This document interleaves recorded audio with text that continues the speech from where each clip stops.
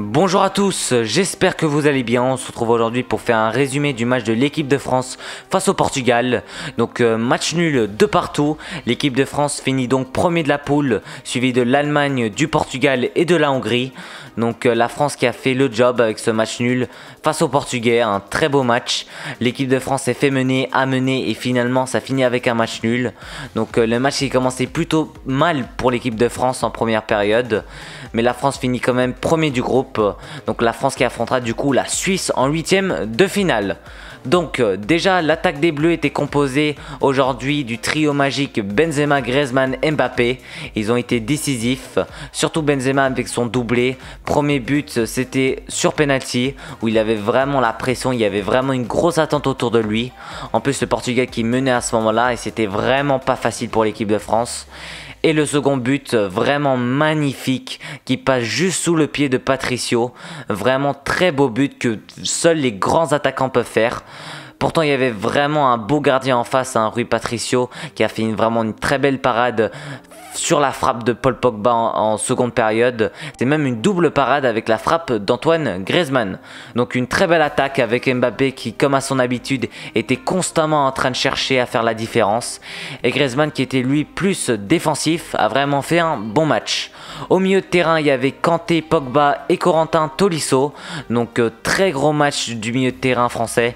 Paul Pogba qui faisait de très belles transversales. C'est lui qui est à l'origine du penalty obtenu par Mbappé. Et c'est lui qui a fait la passe décisive sur le second but de Benzema. Donc vraiment on a eu un très bon Paul Pogba aujourd'hui.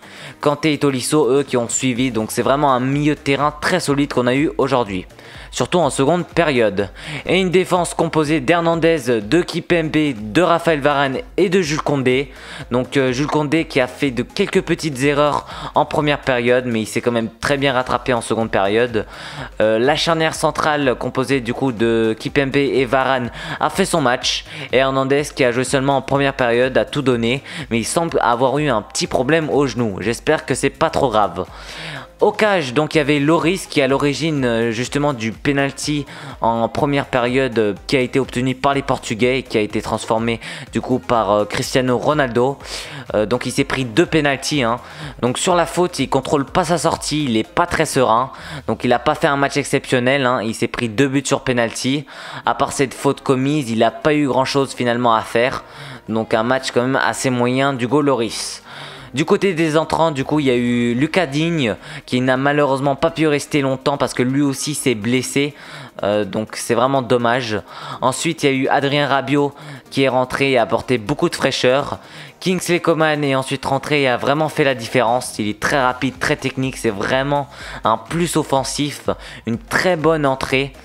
Et finalement, il y a eu Moussa Sissoko qui est rentré en fin de match à la place d'Antoine Griezmann. Mais il n'a malheureusement pas eu tant de jeu que ça. Donc une très belle prestation de l'équipe de France dans un match plutôt équilibré. Le match commençait plutôt mal en première période. C'était vraiment difficile, ils n'arrivaient pas à se trouver. C'était loin d'être évident. Donc Benzema lui a fait la différence. Il est enfin libéré avec son doublé. Ça fait vraiment du bien pour tout le monde. Donc globalement des matchs de poule plutôt réussis dans l'ensemble parce qu'on finit quand même premier de la poule. C'était l'objectif. Objectif accompli. Donc là je pense qu'on a fait le tour de la vidéo. Pour info, on fera les avant-matchs et les après-matchs de tous les matchs de l'équipe de France à partir des huitièmes de finale. Donc si la vidéo vous a plu, n'hésitez surtout pas à liker et à vous abonner. Et à très vite pour une nouvelle vidéo.